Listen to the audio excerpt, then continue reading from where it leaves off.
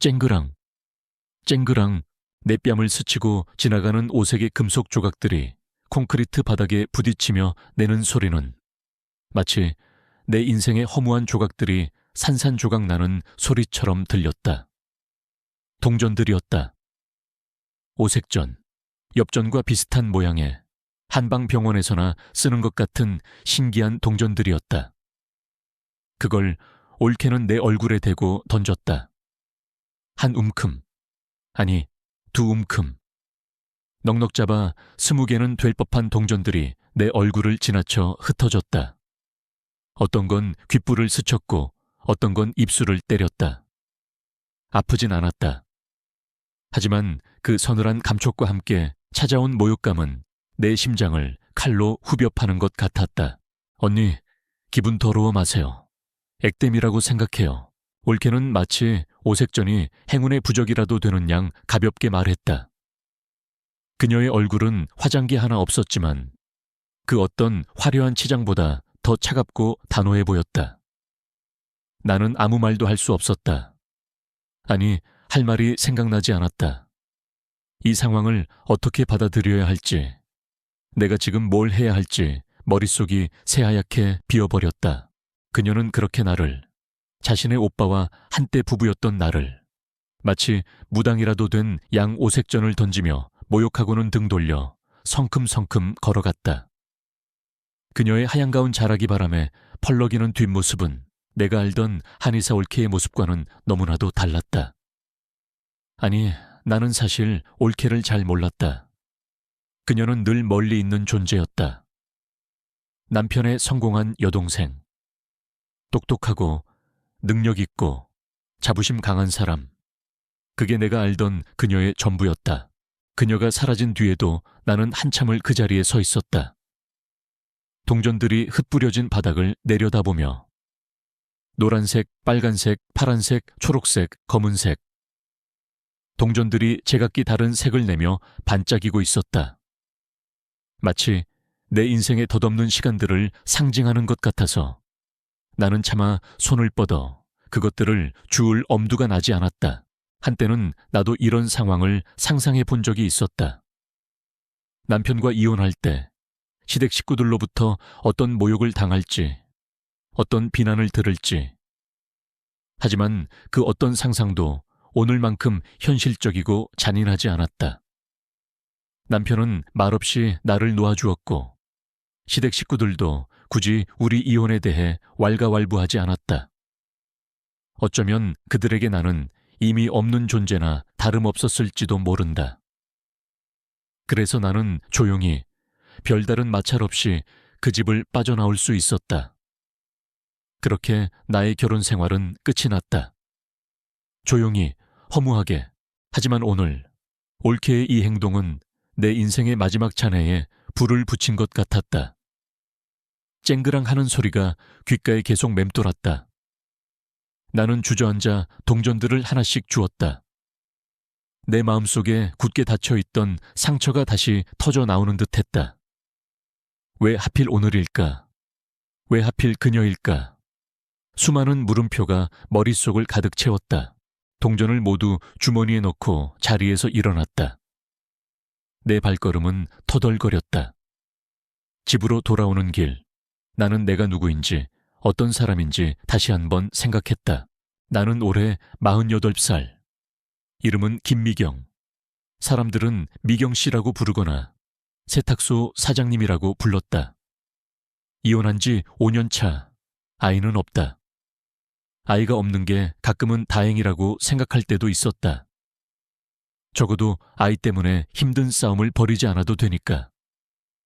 혼자 사는 삶은 생각보다 나쁘지 않았다. 아니, 나쁘지 않으려고 애썼다고 하는 게 더 정확할 것이다. 남편과 이혼하고 나는 이 동네에 작은 세탁소를 차렸다. 남편에게 받은 위자료와 내게 남아있던 얼마 안 되는 돈을 합쳐서 시작한 일이었다. 처음에는 막막했다. 세탁이라고는 내 옷 빨래밖에 해본 적이 없는데 남의 옷을 맡아서 한다는 게 쉬운 일이 아니었다. 하지만 나는 묵묵히 버텼다. 매일 아침 일찍 가게 문을 열고 저녁 늦게까지 옷을 빨고 다리고 개고 포장했다. 하루하루가 똑같았다. 지루하고 외롭고 때로는 고단했다. 하지만 나는 이 일이 좋았다. 묵묵히 옷을 다듬고 있으면 마음속에 복잡한 생각들이 정리되는 기분이 들었기 때문이다. 내 세탁소는 번화가에 있는 세탁소처럼 최신식 기계를 갖추고 있지는 않았다. 동네 사람들이 오가는 작은 골목에 위치한 흔하디흔한 동네 세탁소였다. 그래도 단골들은 제법 있었다. 이웃집 할머니는 늘 이불 빨래를 맡기며 내게 삶의 지혜를 이야기해 주셨고, 홀로 자취하는 젊은 아가씨는 코트를 맡기러 올 때마다 신상 아이돌 이야기를 늘어놓았다. 나는 그들의 이야기를 들으며 때로는 웃고 때로는 맞장구 치며 하루하루를 보냈다. 그들의 평범한 일상이 내 외로운 삶을 조금이나마 채워주는 것 같았다. 하지만 채워지지 않는 빈 공간이 늘 존재했다. 퇴근 후 텅 빈 집으로 돌아올 때면 그 공간은 더욱 크게 느껴졌다. 낡은 소파에 앉아 텔레비전을 틀고 혼자 밥을 먹고 혼자 잠들었다. 가끔은 남편과 함께 살던 시절이 생각나기도 했다. 부부싸움을 할 때도 있었고 서로에게 무관심할 때도 있었지만 그래도 옆에는 늘 누군가가 있었다. 그 온기가 그리울 때가 있었다. 올케를 처음 만난 건 남편과 연애 시절이었다. 그녀는 그때 갓 한의대 봉화에 입학한 새내기였다. 똑똑하고 야무졌다. 시어머니는 그런 올케를 무척 자랑스러워했다. 명문 한의대에 다니는 딸. 나도 올케가 무척 멋있어 보였다. 남편과 결혼한 후에도 그녀는 늘 바빴다. 공부하고 실습하고 국가고시를 준비하고 개원하고 명절 때나 가족 모임 때 잠깐씩 보는 게 전부였다. 그럴 때마다 그녀는 늘 자신감 넘치고 당당해 보였다. 그녀의 말 한마디 한마디에는 확신이 있었고 그녀의 태도에는 흔들림이 없었다. 그래서 나는 그녀가 부럽기도 했다. 나처럼 이리저리 흔들리며 사는 사람과는 다른 단단한 사람이라고 생각했다. 하지만 오늘 그 단단함이 깨진 걸까? 아니면 내가 그녀의 진짜 모습을 몰랐던 걸까? 내가 주운 오색전들은 주머니 속에서 서로 부딪히며 차가운 감촉을 전했다. 나는 집에 도착하자마자 주머니에서 동전들을 꺼내 식탁 위에 올려놓았다. 노란색, 빨간색, 파란색, 초록색, 검은색. 이 오방색은 동양 철학에서 우주의 기운을 상징한다고 배웠던 것 같다. 한의학에서도 몸의 오장육부와 연결되어 있다고 했던가. 나는 동전들을 한참 동안 바라보았다. 이 동전들이 과연 무슨 의미일까? 올케는 왜 이 동전들을 내게 던진 것일까? 정말 액땜이라고 생각해서? 아니면 나를 비웃기 위해서? 아니면 다른 이유가 있는 걸까? 그녀의 차가운 눈빛과 비웃음 섞인 표정이 다시 떠올랐다. 올케는 나를 싫어했다. 아니, 정확히 말하면 남편의 아내였던 나를 무시했다. 시댁 식구들 대부분이 그랬지만 올케는 유독 그랬다. 그녀는 내가 가진 평범한 삶을 이해하지 못했다. 명문대 출신도 아니고 딱히 내세울 만한 직업도 없는 나를 그녀는 얕잡아 보는 눈치였다. 한때는 나도 그런 그녀의 태도에 상처를 받기도 했지만 이제는 무덤덤했다. 어차피 남남이 될 사람들이니까. 하지만 이혼 후 5년 만에 그녀는 왜 갑자기 나를 찾아와서 이런 행동을 한 걸까? 나는 여전히 그녀와 남편이 살고 있는 아파트 단지 근처에서 세탁소를 운영하고 있었다. 그녀는 남편의 병원을 찾아왔다가 혹은 오다 가다 우연히 나를 보았을지도 모른다. 아니면 일부러 찾아온 것일까? 나는 머리가 아파왔다. 그녀가 던진 동전들이 내 마음속을 헤집고 다니는 것 같았다. 나는 밥도 먹지 않고 잠자리에 들었다. 하지만 잠이 오지 않았다. 밤새 뒤척이며 나는 생각했다. 내가 올케에게 보여줬다는 본때는 과연 무엇일까? 나는 아무것도 하지 않았는데 그저 모욕을 감수했을 뿐인데 그때 내 머릿속에 번개처럼 스치는 생각이 있었다. 혹시 그녀가 말하는 본때는 다른 게 아닐까? 내가 아무 말 없이 그저 묵묵히 그녀의 동전을 주워 담는 모습을 보며 그녀는 어떤 다른 의미를 찾아낸 것은 아닐까? 나는 그녀의 행동을 이해할 수 없었지만 한 가지 확실한 것은 있었다. 그녀의 행동은 단순히 나를 모욕하기 위한 것이 아니었다는 것. 그녀의 눈빛에는 분노와 함께 어떤 슬픔이 담겨 있었다. 그리고 나는 그 슬픔의 이유를 알 수 없었다. 다음 날 아침 나는 평소보다 일찍 일어났다.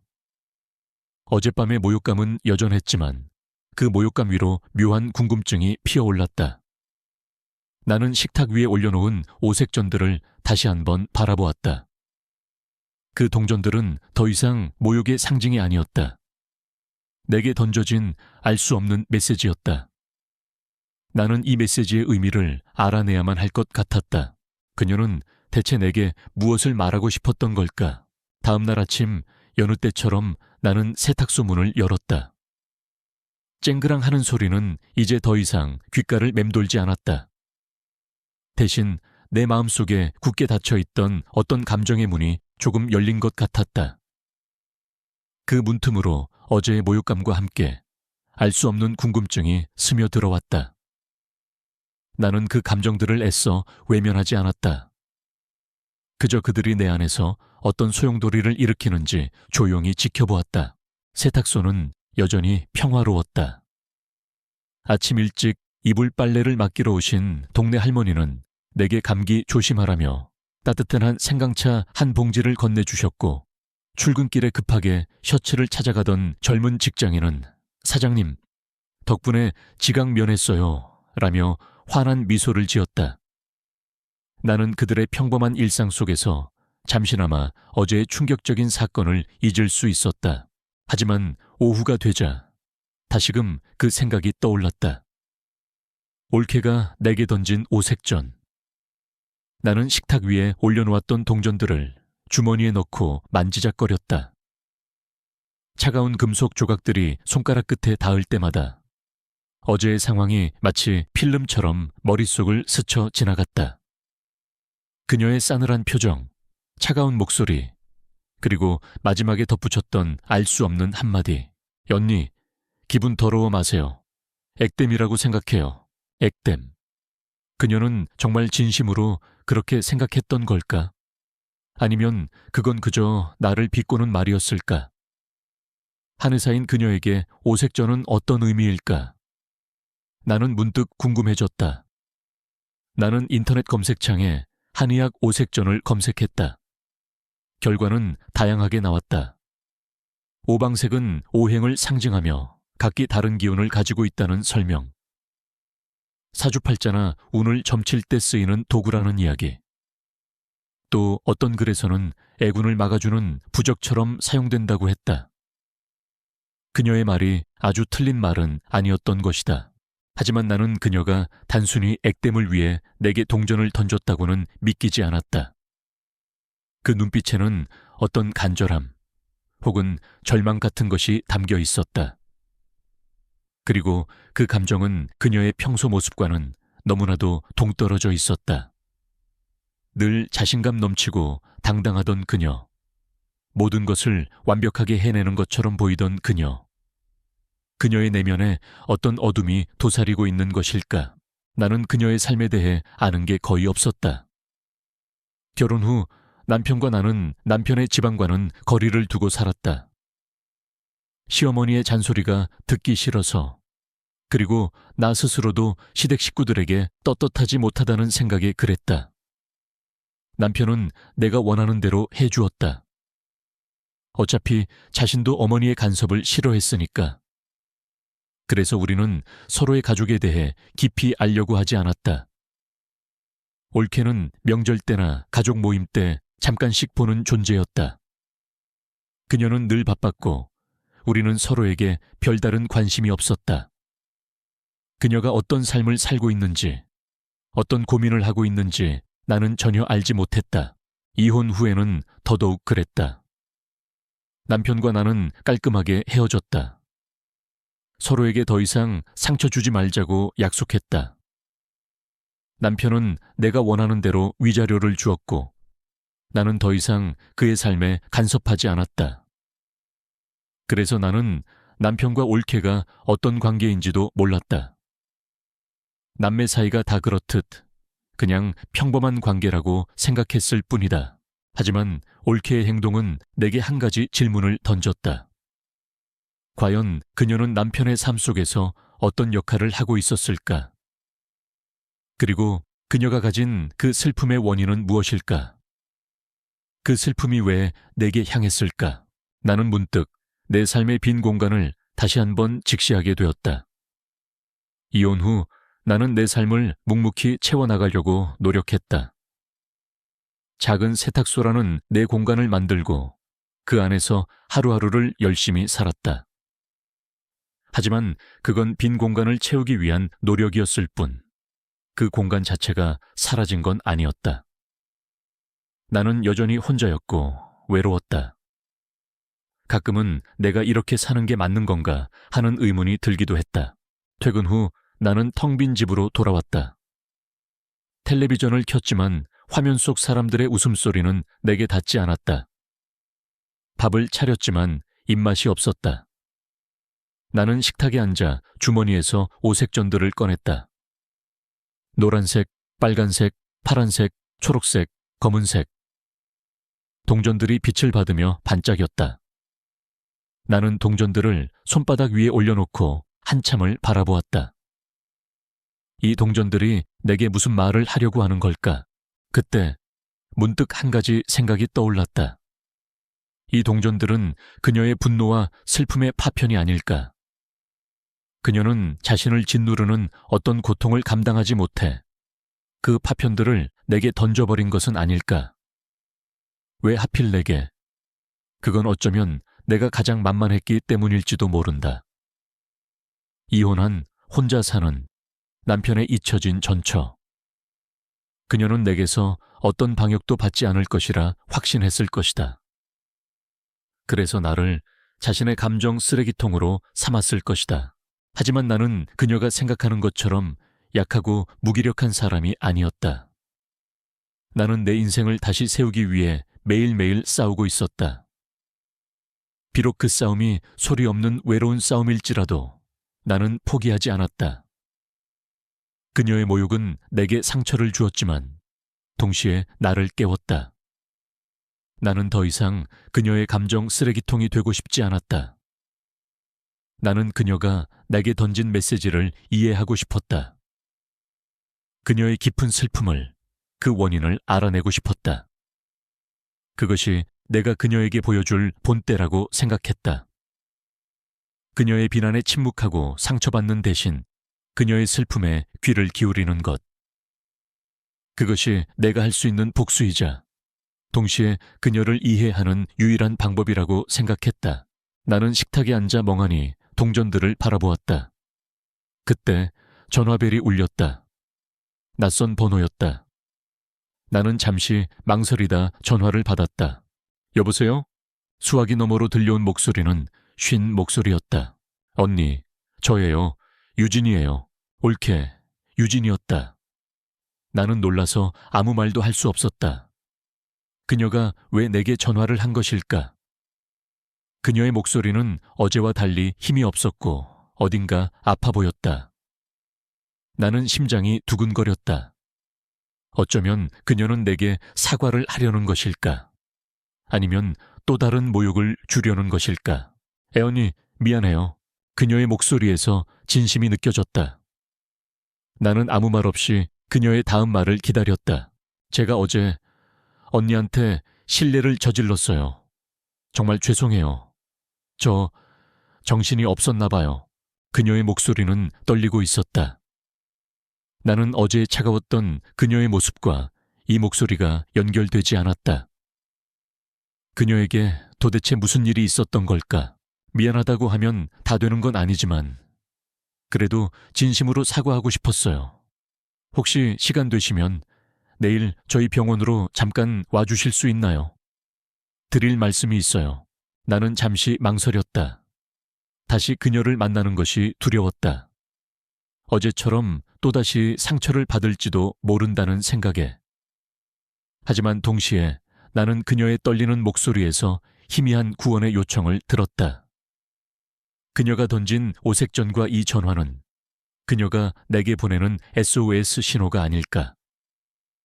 나는 더 이상 그녀의 감정 쓰레기통이 아니라 그녀의 슬픔을 들어줄 수 있는 유일한 사람이 될 수 있을지도 모른다는 생각이 들었다.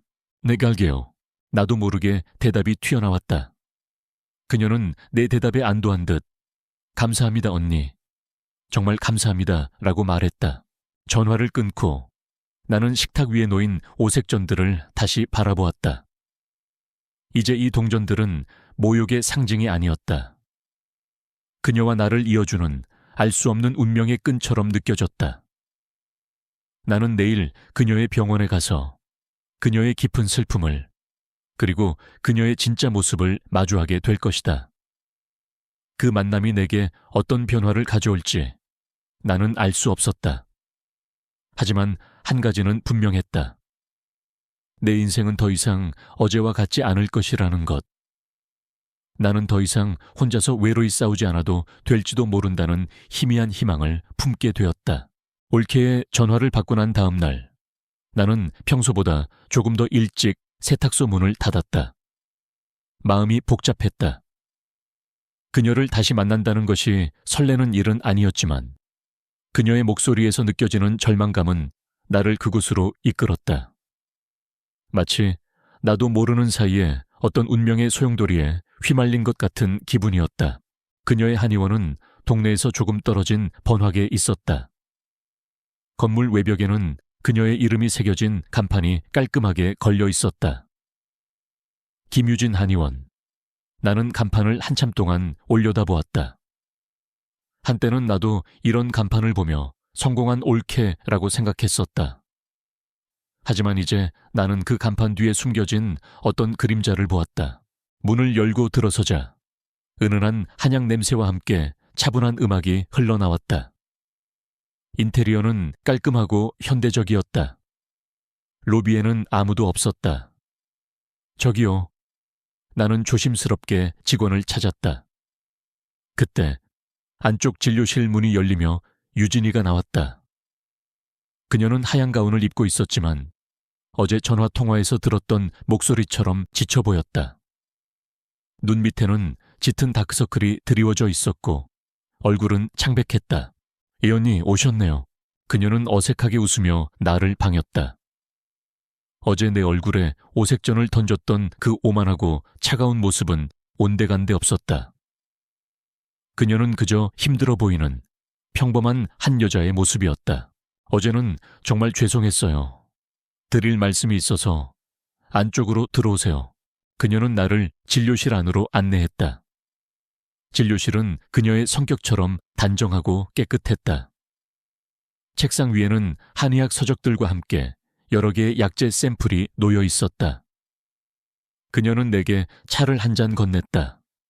은은한 국화차 향이 코끝을 스쳤다.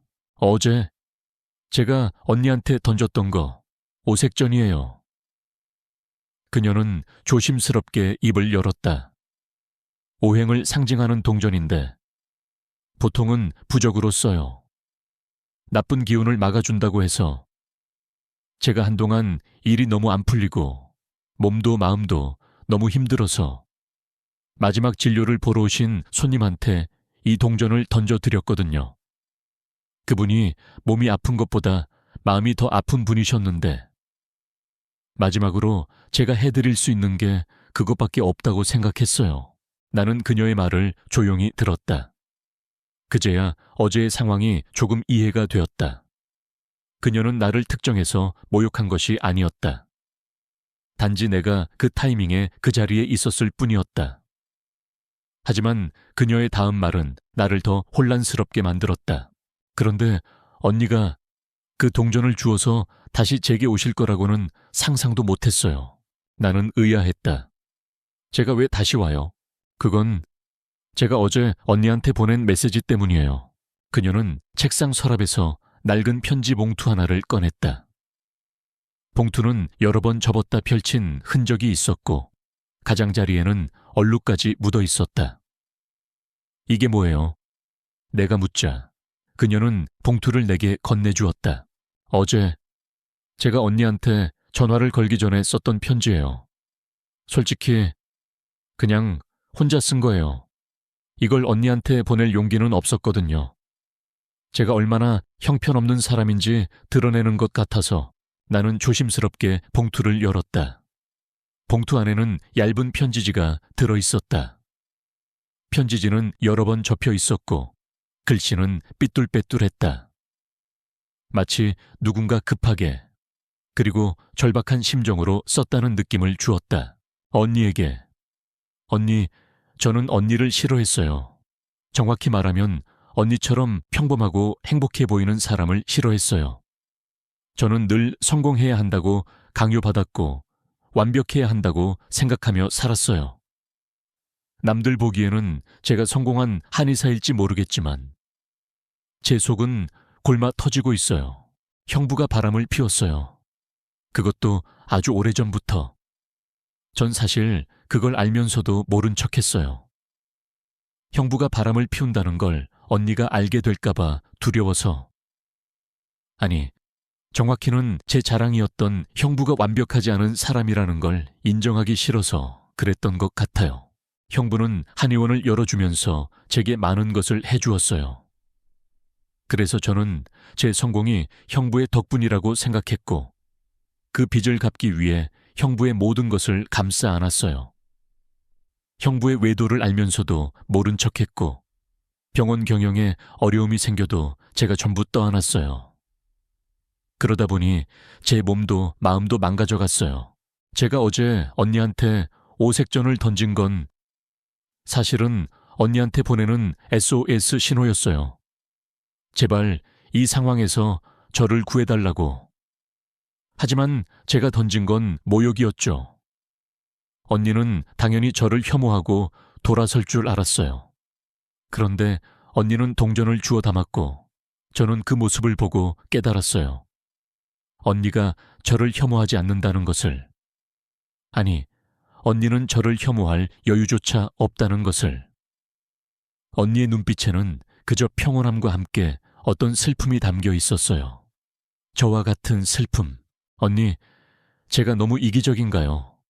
저는 언니가 이혼하고 혼자서도 씩씩하게 살아가는 모습을 보면서 질투도 하고 부럽기도 했어요. 저는 형부라는 껍데기 안에 갇혀서 스스로를 가두고 있는데 언니는 모든 것을 버리고 자유로워졌으니까. 저는 언니가 제게 던져진 오색전을 보고 어떤 깨달음을 얻고 저를 용서해 주기를 바라는 것 같아요. 말도 안 되는 소리인 걸 알아요. 하지만 저는 이제 어디로 가야 할지 모르겠어요. 언니, 저를 구원해 줄 수 있나요? 편지를 읽는 내내 나는 숨막히는 고통을 느꼈다. 그녀의 편지 속에는 내가 알지 못했던 그녀의 삶, 그녀의 고통, 그리고 그녀의 절망이 고스란히 담겨 있었다. 남편의 외도. 나는 그 사실에 충격을 받았다. 내가 그와 살 때도 그랬을까? 나는 알 수 없었다. 아니, 알려고 하지 않았을지도 모른다. 편지를 다 읽고 나는 고개를 들었다. 유진이는 조용히 눈물을 흘리고 있었다. 그녀의 눈물은 편지지에 떨어진 얼룩과 겹쳐 보였다. 그녀의 눈물 속에는 분노, 슬픔, 그리고 어떤 해방감이 뒤섞여 있는 것 같았다. 언니, 제가 너무 이기적이죠. 언니는 저에게 아무런 잘못도 없는데. 나는 조용히 고개를 저었다. 아니, 나도 잘 몰랐어. 내가 몰랐던 것은 그녀의 삶뿐만이 아니었다. 내 남편의 삶도, 그리고 내 삶도 나는 잘 몰랐다. 나는 그저 모든 것이 괜찮은 척, 혼자서도 잘 살 수 있는 척하며 살고 있었다. 하지만 내 안에도 그녀의 편지에 담긴 것과 같은 슬픔과 외로움이 존재했다. 형부가 바람을 피웠다는 건 언니도 몰랐어요. 유진이가 조심스럽게 물었다. 아니, 어쩌면 알았는지도 모르지. 나는 씁쓸하게 웃었다. 하지만 그냥 외면했어. 내가 그걸 알게 되면 내 인생이 송두리째 흔들릴 것 같아서. 그래서 나는 그냥 모른 척하고 살았어. 유진이는 내 말에 눈물을 멈추고 나를 바라보았다. 그녀의 눈빛은 더 이상 모멸감이나 절망이 아니었다. 이해와 동질감이 뒤섞인 눈빛이었다. 애언니도 힘들었겠네요. 힘들었지. 하지만 괜찮았어. 어차피 나도 그 사람을 사랑한 게 아니었으니까. 그녀는 고개를 끄덕였다. 저도 마찬가지예요. 형부를 사랑한 게 아니라 형부의 완벽한 모습, 성공한 남매라는 타이틀을 사랑했던 것 같아요. 제가 쌓아 올린 모든 것이 형부의 덕분이라고 생각했으니까. 형부의 그늘에서 벗어나면 제가 아무것도 아닐 거라고 생각했어요. 나는 그녀의 손을 잡았다. 그녀의 손은 차갑고 축축했다. 아니, 유진아, 너는 충분히 멋진 사람이야. 너는 너의 힘으로 여기까지 온 거야. 형부 때문이 아니야. 나는 진심으로 그녀에게 말했다.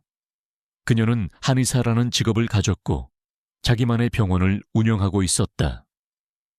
그녀의 성공은 그녀 자신의 노력과 재능의 결과였다. 남편의 도움이 있었을지는 모르겠지만 그것이 그녀의 전부를 설명해 주지는 못했다. 하지만 저는 이제 어떻게 해야 할지 모르겠어요. 형부한테서 벗어나고 싶지만 두려워요. 제가 혼자서 모든 것을 감당할 수 있을지. 나는 그녀의 손을 꼭 잡았다. 괜찮아. 너 혼자가 아니야. 그녀는 내 말에 눈물을 쏟아냈다. 소리 없이 흐느끼는 그녀의 모습은 내가 알던 단단하고 완벽한 올케의 모습과는 너무나도 달랐다. 그녀는 그저 길을 잃은 한 소녀처럼 보였다. 나는 그녀를 안아주었다. 따뜻하고 낯선 포옹이었다. 우리는 서로의 천을 느끼며 한참 동안 그렇게 서 있었다. 그녀의 눈물은 내 어깨를 적셨다. 그 눈물은 모욕의 눈물이 아니었다. 그것은 오랜 시간 동안 숨겨왔던 고통의 눈물이었고 동시에 해방의 눈물이었다. 나는 그녀를 안으며 나 또한 내 안에 갇혀있던 슬픔의 감옥에서 조금씩 벗어나는 기분을 느꼈다. 우리의 만남은 그렇게 시작되었다. 오색전을 던지는 모욕적인 행동으로 시작된 인연은 서로의 깊은 상처를 마주하고 위로하는 따뜻한 관계로 변해가고 있었다. 그날 이후 우리의 관계는 눈에 띄게 달라졌다. 유진이는 더 이상 내게 올케가 아니었고 나 또한 그녀에게 언니 이상의 존재가 되어갔다. 우리는 서로의 삶 속으로 천천히 그리고 조심스럽게 걸어 들어갔다. 처음에는 작은 변화부터 시작되었다. 유진이는 진료가 끝나고 늦은 저녁 내 세탁소로 찾아오곤 했다. 옷을 맡기려는 것이 아니었다. 그저 내 옆에 앉아 멍하니 창밖을 바라보거나 내가 다림질하는 모습을 말없이 지켜보곤 했다. 나는 그녀의 그런 행동을 굳이 묻지 않았다. 어쩌면 그녀에게는 누군가 옆에 있어 주는 것만으로도 충분한 위로가 될 수 있다고 생각했기 때문이다. 어느 날은 그녀가 나에게 말했다. 언니, 세탁소 냄새가 좋아요. 비누 냄새, 섬유유연제 냄새. 뭔가 깨끗하고 새로운 시작을 할 수 있을 것 같은 냄새예요. 나는 그녀의 말에 그저 빙그레 웃었다. 그녀에게는 이 세탁소의 냄새가 그녀를 짓누르던 한약 냄새나 병원의 소독약 냄새와는 다른 평화로운 향기로 다가왔을 것이다. 나도 유진이의 병원을 자주 찾았다. 진료를 보러 가는 것이 아니라 그녀를 만나러 가는 것이었다. 점심시간에 맞춰 그녀의 병원으로 가서 함께 근처 분식집에서 떡볶이를 먹거나 그녀가 잠시 쉬는 시간에 진료실에 앉아 그녀의 이야기를 들어주었다. 그녀는 내게 남편과의 결혼 생활, 그리고 남편의 외도를 알게 된 순간의 충격, 그 모든 것을 혼자 감당해야 했던 고통에 대해 이야기했다. 형부는 제가 이 병원을 열 수 있도록 도와주었어요. 그래서 저는 제 성공이 모두 형부 덕분이라고 생각했어요. 그래서 형부의 모든 것을 용서해야 한다고 생각했죠. 바람을 피우는 것도, 병원 운영에 필요한 돈을 자꾸 빼가는 것도 다 제가 감당해야 할 몫이라고 생각했어요. 나는 그녀의 이야기를 들으며 가슴이 먹먹해졌다. 그녀는 완벽한 삶이라는 껍데기 안에 스스로를 가두고 있었다. 나는 그녀의 손을 잡고 말했다. 유진아, 너의 성공은 너의 노력과 실력으로 얻은 거야. 그 누구의 덕분도 아니야. 네가 가진 빛을 다른 사람의 그림자 때문에 가리고 살 필요는 없어. 내 말에 그녀는 눈물을 흘렸다. 언니, 고마워요. 언니가 그렇게 말해주니까 정말 그런 것 같아요. 우리는 서로의 상처를 보듬어주며 조금씩 앞으로 나아갔다. 나는 그녀에게서 용기와 희망을 보았고 그녀는 내게서 위로와 평화를 얻었다. 우리는 서로에게 필요한 존재가 되어가고 있었다.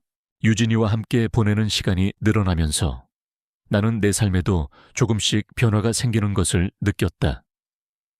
텅 비어있던 내 일상에 유진이라는 새로운 사람이 채워지면서 나는 더 이상 외롭지 않았다. 퇴근 후 텅 빈 집으로 돌아오는 것이 두렵지 않았고 혼자 밥을 먹는 것도 괜찮아졌다. 왜냐하면 내일이면 유진이를 만날 수 있다는 기대감이 있었기 때문이다. 어느 날 저녁 유진이가 세탁소로 찾아와 평소와는 다르게 우울해 보였다. 무슨 일 있어? 내가 묻자 그녀는 고개를 저으며 말했다. 아니요, 그냥 좀 지쳐서요. 병원 경영이 생각보다 쉽지 않네요. 직원 월급도 챙겨야 하고 임대료도 내야 하고 게다가 형부는 자꾸 저한테 돈을 요구해요. 나는 그녀의 말에 화가 났다. 너 혼자서 그 모든 것을 감당하지 마. 형부한테 가서 제대로 이야기해. 너는 더 이상 형부의 성공을 위한 도구가 아니잖아. 하지만 유진이는 쉽게 용기를 내지 못했다. 언니, 아직은 아니에요.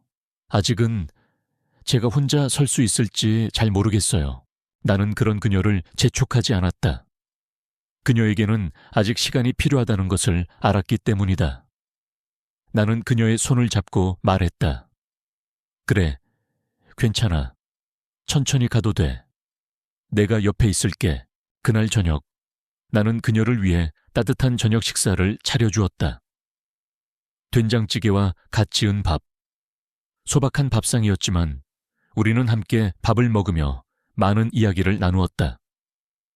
그녀는 내가 차려준 밥을 맛있게 먹었고 밥을 먹는 내내 환한 미소를 지었다. 나는 그녀의 그런 모습을 보며 행복했다. 그녀와 함께하는 시간은 내게도 치유의 시간이었다. 이혼 후 나는 내 자신을 잃어버리고 살았다는 것을 깨달았다.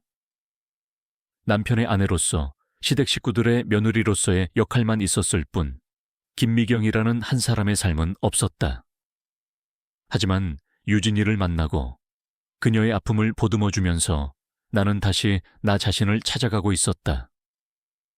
내가 어떤 사람인지, 내가 무엇을 좋아하는지, 내가 어떤 삶을 살고 싶은지 모든 것을 다시 되짚어 볼 수 있었다. 우리의 관계는 단순히 서로의 외로움을 채워주는 것을 넘어섰다. 우리는 서로의 삶에 깊숙이 관여하며 서로에게 새로운 가능성을 열어주었다. 유진이는 내가 세탁소를 더 체계적으로 운영할 수 있도록 도와주었고 나는 그녀에게 삶의 소소한 즐거움을 알려주었다. 우리는 함께 장을 보고 함께 영화를 보며 웃고 울었다. 하지만 우리의 관계는 아직 가족들에게는 비밀이었다. 전 남편과 시댁 식구들은 우리가 이렇게 가까워졌다는 사실을 알면 어떤 반응을 보일지 알 수 없었다. 특히 전 남편은 유진이가 자신의 외도 사실을 내게 알렸다는 사실을 알게 되면 어떤 식으로든 우리를 갈라놓으려고 할 것이다. 우리는 이 사실을 굳게 감추기로 했다. 어느 날 전 남편이 세탁소로 찾아왔다. 5년 만이었다. 그는 여전히 깔끔하고 멋진 모습이었다. 미경아, 잘 지냈어? 그는 아무렇지 않게 웃으며 내게 말을 걸었다. 나는 그의 갑작스러운 방문에 당황했다. 왜 왔어? 내가 묻자 그는 멋쩍게 웃으며 말했다. 그냥 동네 지나다가 네가 생각나서. 혹시 유진이 만난 적 있어? 유진이가 요즘 좀 이상해. 전화도 잘 안 받고 병원에서도 힘들어 보이고. 혹시 너한테 무슨 말이라도 한 거 아니야? 나는 그의 말에 심장이 쿵 하고 내려앉았다. 유진이가 나에게 보낸 편지 내용이 머릿속을 스쳐 지나갔다. 나는 애써 아무렇지 않은 척 말했다. 아니, 이혼하고 나서 본 적 없어. 내가 걔를 어떻게 만나? 그는 내 말을 믿지 않는 눈치였다. 그래? 다행이네. 혹시라도 보면 나한테 전화 좀 해줘. 그는 그렇게 말하고 세탁소를 나섰다. 나는 그의 뒷모습을 보며 복잡한 감정을 느꼈다. 그는 여전히 유진이를 자신의 소유물처럼 생각하고 있었다. 유진이의 모든 것을 통제하고 싶어 했다. 나는 그를 보며 유진이에게서 그를 분리시켜야 한다는 확신을 가졌다. 그날 밤 나는 유진이에게 전화를 걸었다. 유진아, 형부가 오늘 세탁소에 찾아왔어. 내 말에 유진이는 놀란 듯 침묵했다. 무슨 말을 했어요? 네오에 대해서 물어보더라. 혹시 나한테 무슨 말을 한 건 아닌지. 언니, 어떡하죠? 형부가 알게 되면 우리 둘 다 가만두지 않을 거예요. 유진이의 목소리는 두려움에 떨리고 있었다. 나는 그녀에게 말했다. 유진아, 이제 그만 숨자. 너는 더 이상 형부의 꼭두각시가 아니야. 너의 삶을 네 스스로 결정해. 내가 도와줄게. 나는 그녀에게 용기를 불어넣어 주었다. 우리는 더 이상 숨어 지낼 수 없었다. 우리의 관계는 더 이상 비밀이 아니어야 했다. 그것이 우리가 서로를 구원할 수 있는 유일한 길이라고 나는 믿었다. 우리는 함께 이 난관을 헤쳐나가기로 결심했다. 그리고 그 결심은 우리 두 사람의 삶을 송두리째 바꿔놓을 거라는 것을 나는 직감적으로 알 수 있었다. 우리는 더 이상 숨지 않기로 했다. 유진이와 나는 전 남편의 그림자에서 벗어나기 위해 함께 싸우기로 결심했다. 그날 밤의 전화통화는 단순한 대화가 아니었다. 그것은 우리 두 사람의 삶을 송두리째 바꿔놓을 서막이었다. 며칠 후 유진이가 내게 한 통의 편지를 건넸다. 어제처럼 삐뚤빼뚤한 글씨가 아니라 또박또박 정성스럽게 쓴 편지였다. 언니에게. 언니, 저 어제 형부한테 이야기했어요. 더 이상은 형부의 외도를 묵인하고 살 수 없다고. 병원 경영도 저 혼자 다 감당하지 않겠다고요. 처음에는 형부가 비웃었어요. 네가 감히? 네가 내 덕분에 여기까지 온 걸 잊었어? 라고요. 하지만 저는 언니 덕분에 용기를 냈어요. 언니가 제게 용기를 불어넣어 줬고 저는 더 이상 형부에게 의존하지 않아도 된다는 것을 깨달았어요. 형부는 결국 저에게 소리를 질렀어요. 네가 미경이 그 여자랑 붙어 다니면서 이상해진 거야 라고요. 저는 그 말을 듣고 오히려 웃음이 나왔어요. 형부의 말대로 저는 언니를 만나면서 이상해졌으니까요. 더 이상 형부의 꼭두각시가 아닌 제 삶을 살고 싶어졌으니까요. 이제 저는 형부와 이별을 준비하려고 해요. 저에게는 아직 두려움이 남아있지만 언니가 옆에 있어줘서 괜찮아요. 언니가 아니었다면 저는 평생 형부의 그늘에서 벗어나지 못했을 거예요. 고마워요, 언니. 정말 고마워요. 편지를 읽는 내내 나는 가슴이 벅차올랐다. 유진이는 내가 생각했던 것보다 훨씬 더 강하고 용감한 사람이었다. 나는 그녀의 손을 잡고 말했다. 유진아, 잘했어. 정말 잘했어. 우리는 그날부터 본격적으로 남편과의 싸움을 준비했다. 유진이는 변호사를 선임하고 그동안 남편이 병원에서 빼돌린 돈에 대한 자료를 모았다. 나는 그녀가 지치지 않도록 옆에서 힘이 되어 주었다. 그녀가 힘들어할 때마다 나는 그녀에게 따뜻한 밥을 차려주었고 함께 산책을 하며 그녀의 마음을 달래주었다. 하지만 우리의 노력은 쉽지 않았다. 전 남편은 유진이에게 계속해서 압박을 가했다. 변호사를 통해 네가 병원을 열어달라고 했잖아. 이제 와서 내 덕분에 성공했다고 발뺌하는 거냐라며 그녀를 비난했다. 심지어는 유진이의 병원을 찾아와 난동을 부리기도 했다. 그는 유진이가 나를 만난다는 사실을 알게 된 후부터 내 대한 비난도 서슴지 않았다. 미경이 그 여자 복수하려고 너한테 접근한 거 아니야. 이혼한 지 5년이 넘었는데 갑자기 나타난 게 이상하지 않아. 그의 말은 내게 상처를 주었다. 하지만 나는 더 이상 흔들리지 않았다. 나는 그에게 복수하려는 것이 아니었다. 그저 유진이가 자신의 삶을 되찾을 수 있도록 도와주고 싶었을 뿐이었다. 그리고 나 또한 그녀를 통해 내 삶의 의미를 찾아가고 있었기 때문이다. 어느 날 저녁 유진이가 잔뜩 지쳐 세탁소로 찾아왔다. 언니, 너무 힘들어요. 형부가 저를 가만두지 않을 것 같아요. 사람들이 저를 이상하게 봐요. 남편한테 고마운 줄도 모르는 여자라고요. 나는 그녀의 손을 잡고 말했다. 유진아, 다른 사람들의 시선은 중요하지 않아. 중요한 건 너 자신이야. 네가 원하는 삶을 살고 있는지, 네가 행복한지, 그게 가장 중요해. 나는 그녀에게 따뜻한 밥을 차려주었다. 그리고 밥을 먹으며 내가 겪었던 이야기를 해주었다.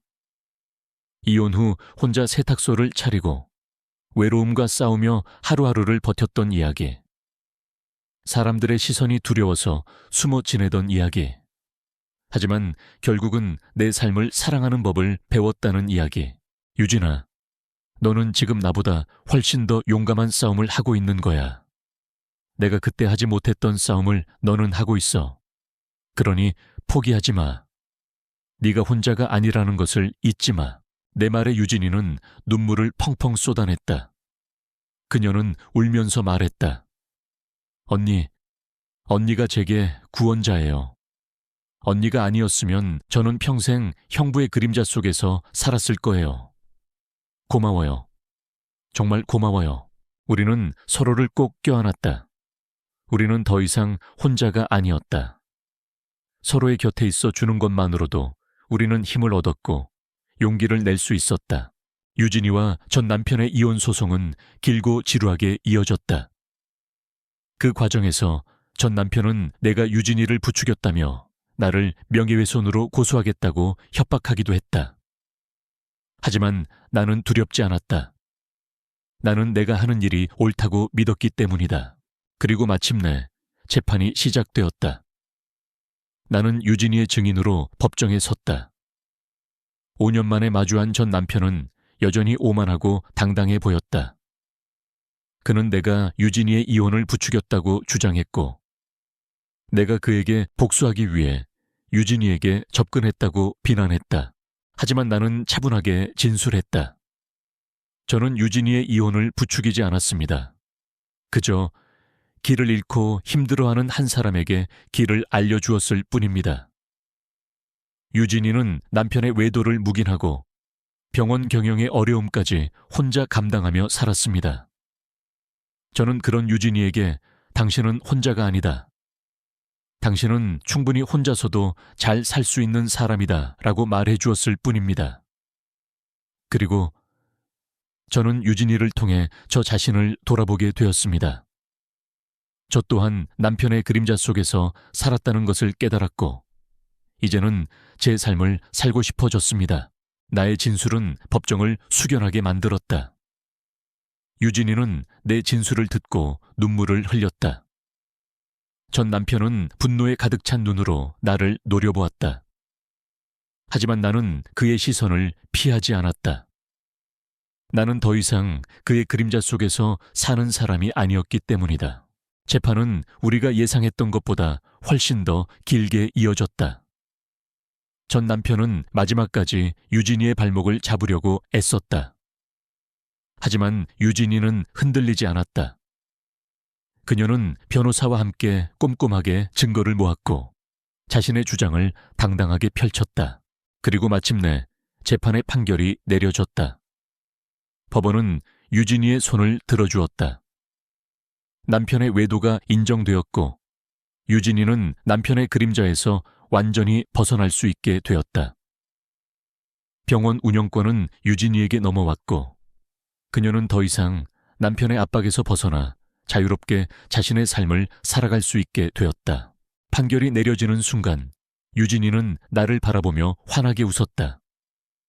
그 웃음은 내가 처음 그녀를 만났을 때 보았던 차갑고 오만한 미소가 아니었다.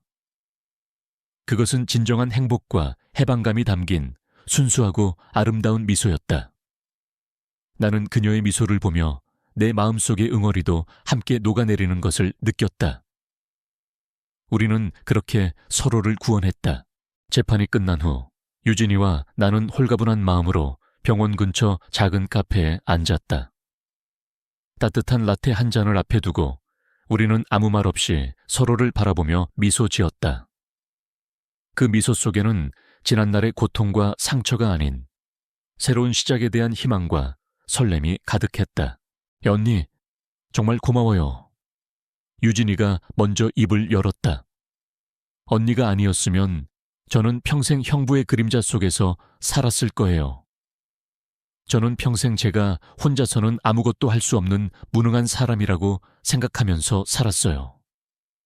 그런데 언니를 만나고 언니의 삶을 보면서 저도 용기를 냈어요. 언니가 옆에 있어줘서 정말 든든했어요. 나는 그녀의 손을 잡았다.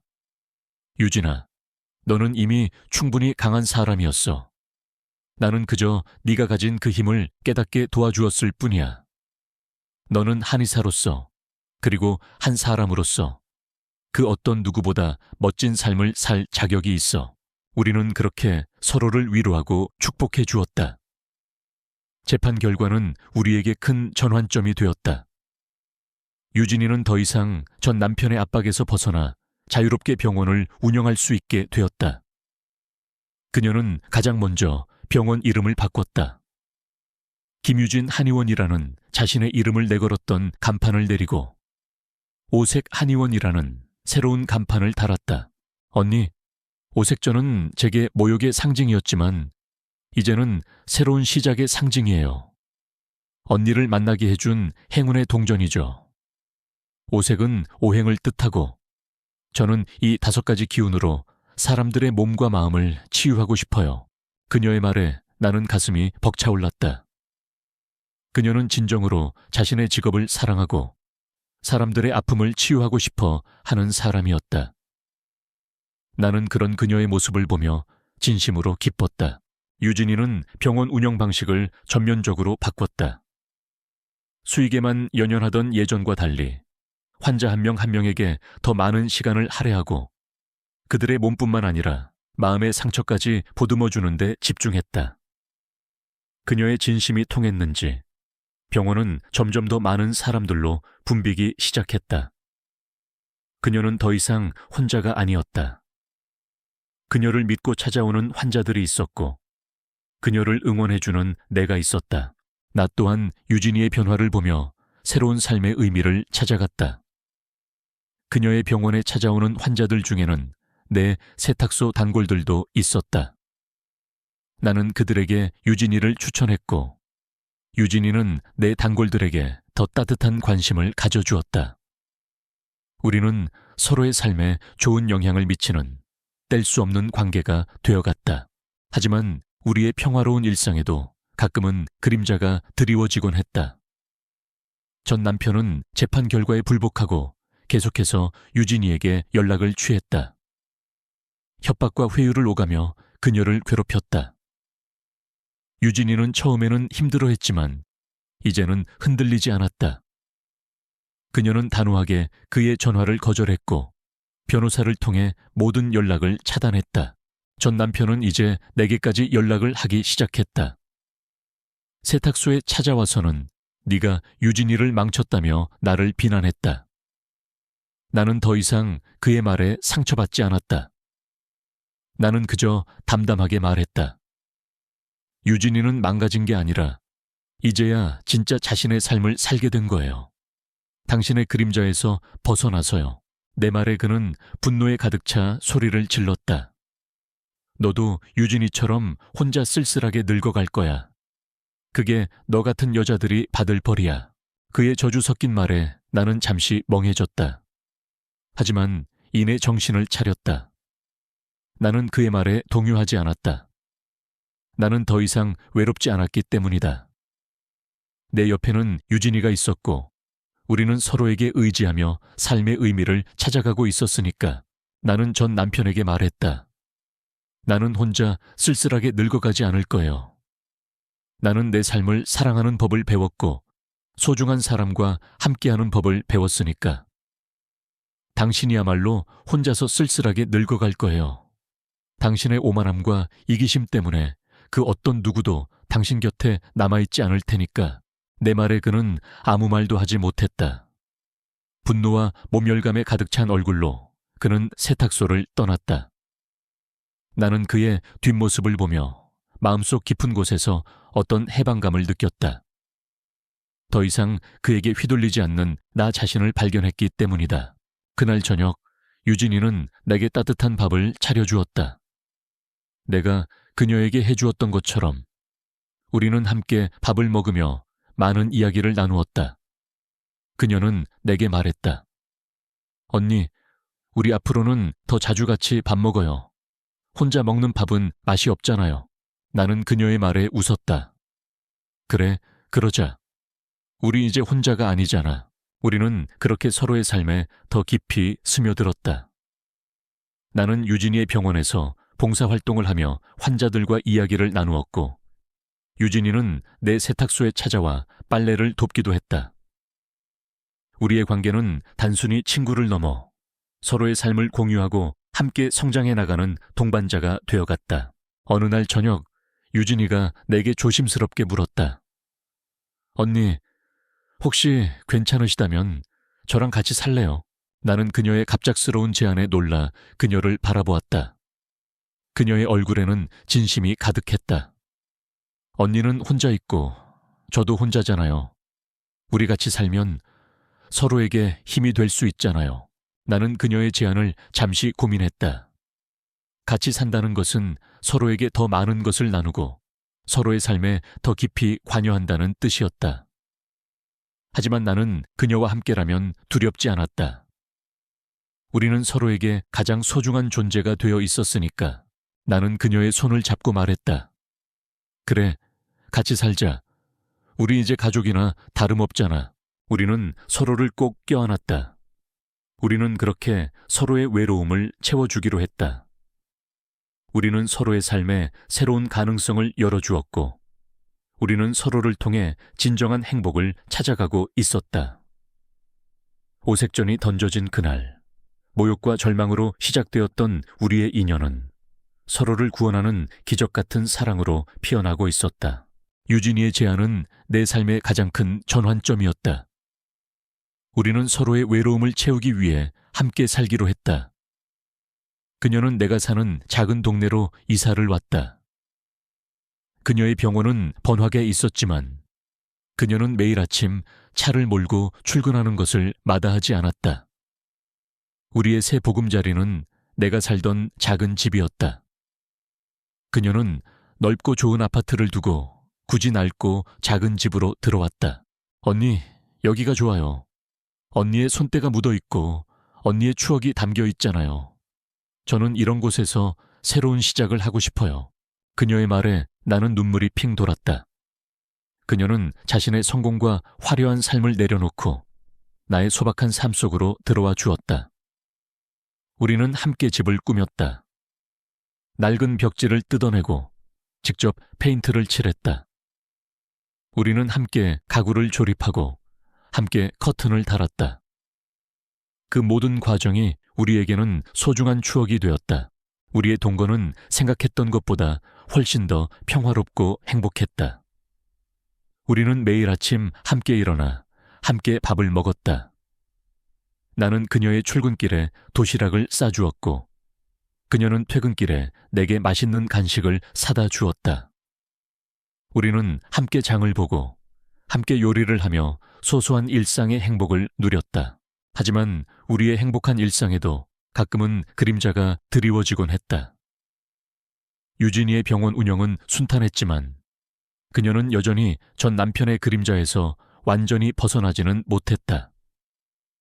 전 남편은 유진이의 병원을 찾아와 행패를 부리기도 했고 그녀를 미행하며 괴롭히기도 했다. 유진이는 처음에는 두려워했지만 이제는 흔들리지 않았다. 그녀는 단호하게 그를 물리쳤다. 어느 날 저녁 유진이가 집으로 돌아오지 않았다. 나는 걱정이 되어 그녀에게 전화를 걸었지만 그녀는 전화를 받지 않았다. 나는 불안한 마음으로 밤늦도록 그녀를 기다렸다. 그리고 새벽이 되어서야 그녀는 집으로 돌아왔다. 그녀의 얼굴은 멍이 들어 있었고 옷은 찢겨져 있었다. 유진아, 이게 무슨 일이야? 내가 놀라서 묻자 그녀는 울음을 터뜨렸다. 언니, 형부가 절 때렸어요. 병원 앞에서 저를 기다리고 있다가 저를 보고 화를 내면서 미친 듯이 절 때렸어요. 나는 그녀의 말에 온몸의 피가 식는 것 같았다. 나는 그녀를 안고 그녀의 멍든 얼굴을 쓰다듬었다. 그녀는 내 품에 안겨 한참 동안 울었다. 나는 그녀를 달래주며 말했다. 괜찮아, 유진아. 이제 괜찮아. 내가 옆에 있어. 무서워하지 마. 무서워하지. 나는 그녀에게 전 남편을 경찰에 신고하자고 제안했다. 하지만 그녀는 망설였다. 언니, 형부가 저를 가만두지 않을 거예요. 저를 더 괴롭힐 거예요. 저는 무서워요. 이제는 그만하고 싶어요. 형부에게서 완전히 벗어나고 싶어요. 나는 그녀의 말을 듣고 생각했다. 전 남편은 더 이상 우리가 혼자라는 사실을 이용해서 우리를 괴롭히고 있었다. 우리가 함께 힘을 합쳐도 그는 끊임없이 우리를 공격할 것이다. 우리는 이 싸움에서 완전히 벗어나야 했다. 유진아, 우리 떠나자. 내 말에 그녀는 눈을 동그랗게 떴다. 어딜요, 언니? 여기 말고 아무도 모르는 곳으로. 우리 둘이서만 살 수 있는 곳으로. 우리 둘이서만 행복할 수 있는 곳으로. 유진이는 한참 동안 침묵했다. 그녀의 눈빛은 불안과 함께 어떤 희망이 뒤섞여 있는 것 같았다. 그녀는 자신의 병원을 그리고 자신의 모든 것을 버리고 떠날 수 있을까? 그녀는 내가 알던 그 용감한 유진이일까? 언니, 저 병원 포기할 수 없어요. 제가 제 힘으로 일군 병원이에요. 형부 때문에 제가 사랑하는 일을 포기할 수는 없어요. 저는 여기서 싸울 거예요. 형부에게서 저를 지키고 제가 사랑하는 일을 지킬 거예요. 그녀의 말에 나는 안도했다. 그녀는 더 이상 두려움에 떨며 도망치려는 사람이 아니었다. 그녀는 자신이 사랑하는 것을 지키기 위해 싸우려는 용감한 사람이었다. 나는 그녀의 손을 잡고 말했다. 그래, 그럼 우리 여기서 싸우자. 우리 둘이 함께라면 그 어떤 것도 두렵지 않아. 그날 밤 우리는 함께 경찰서에 가서 전 남편을 신고했다. 경찰 조사를 받는 동안 유진이는 떨지 않았다. 그녀는 담담하게 자신이 겪은 일들을 이야기했고 나는 그녀의 곁에서 그녀를 지켜주었다. 전 남편은 결국 유치장에 수감되었다. 우리는 이제 더 이상 그에게서 벗어날 수 있을 것이라는 희망을 품게 되었다. 하지만 우리의 싸움은 아직 끝나지 않았다. 전 남편은 변호사를 통해 계속해서 우리를 괴롭혔고 그의 가족들은 유진이를 비난했다. 네가 감히 우리 아들을 감옥에 보냈어. 너는 천벌을 받을 거야. 그들은 유진이를 찾아와 욕설을 퍼붓고 그녀의 병원에 악성 댓글을 달았다. 유진이는 힘들어했다. 하지만 그녀는 포기하지 않았다. 그녀는 자신의 병원에서 환자들을 돌보고 나는 그녀의 곁에서 그녀를 지켜주었다. 우리는 서로에게 의지하며 그 모든 시련을 이겨냈다. 그리고 마침내 전 남편에 대한 재판이 시작되었다. 나는 증인으로 법정에 섰다.